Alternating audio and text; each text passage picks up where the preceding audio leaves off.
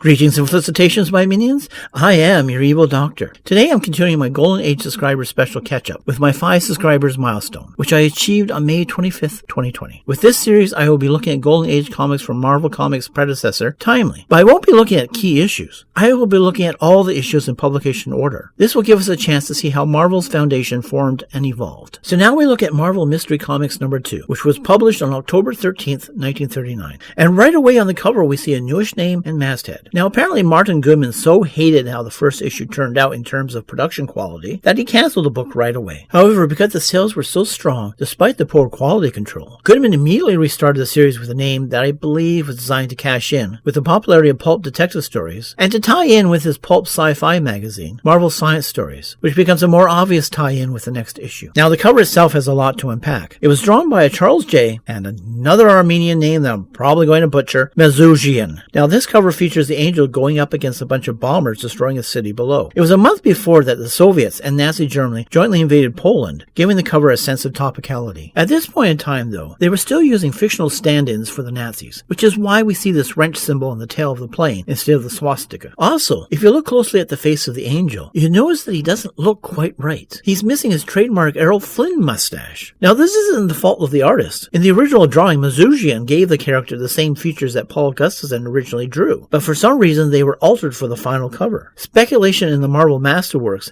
is that it was intended to make him resemble Superman, which would be a very Martin Goodman thing to do. Another thing we see in the bottom left corner is some narration describing the action on the cover. This was a weird feature of early Timely covers, and we see it here for the first time. Now, I'm not a fan of this cover, probably because of the sour taste in my mouth left over from the Angel's first appearance in the first issue. But it becomes more so when it turns out that Bill Everett drew this alternate cover for the second issue. You know, Martin, you may be a smart businessman, but you don't know much about comic books. If Bill Everett draws you a cover, you better damn well use it. Your wife's cousin Stan understood this. He would have Bill constantly drawing covers in the 1950s.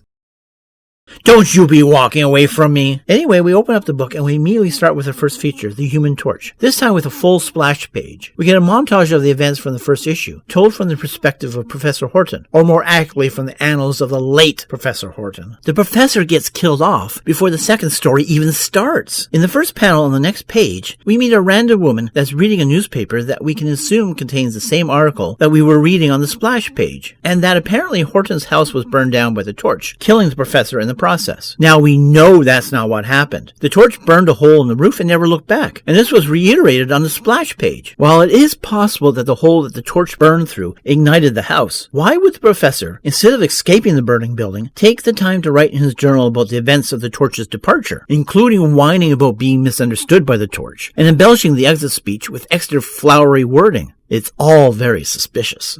And so, as my house burns down around me, I write my words on this, fireproof paper. Yes, fireproof paper, that's correct. Is that what's written there? Word for word. I want the torch, cough, cough, to know, cough. Do you need some water? It's pretty smoky here. No, this is what is written down here. That's strange. Obviously his coughing from the smoke from the fire. Makes sense. That I bear him no malice and, cough, cough, forgive him as the, cough, flames now consume me as I am writing my final words, my death is now at hand. Wow, that is a tough way to go. Pretty brave of him to write to the very end. Just want to let you guys know, we haven't found any remains in the wreckage. You know what that means? Yeah. His body has been burned to complete ash. That poor man. So as it turns out, the woman reading the newspaper happens to be sitting next to the actual Human Torch, who is no longer a redhead and is now sporting blonde hair. So anyway, the Torch, rather than persuade the woman that the Torch didn't mean to kill Horton, he suggests that Horton brought it upon himself for trying to be greedy with the Torch, which I think is an interesting reaction. Now, the Torch must know he didn't intentionally kill Horton, even if he does believe the newspaper reports. I suspect the justification was Carl Burgess's attempt to solidify the idea that Horton was dead and have everyone just move on. Anyway, it turns out the Torch is at an auto racetrack for a race called the Tipton Auto Stakes. He probably read the text story from the previous issue and thought, I should check this out. And since this is his his very first auto race he's ever seen. He's really impressed with the speed of the cars. However, one of the cars suddenly veers off the course and crashes. There is certainly something very familiar with this event. For my review of the text story Burning Rubber in Marvel Comics #1, I decided to use film footage from a movie called Burn 'Em Up O'Connor as a way of illustrating the story. This movie itself was a story about a man sabotaging a race team as an act of revenge.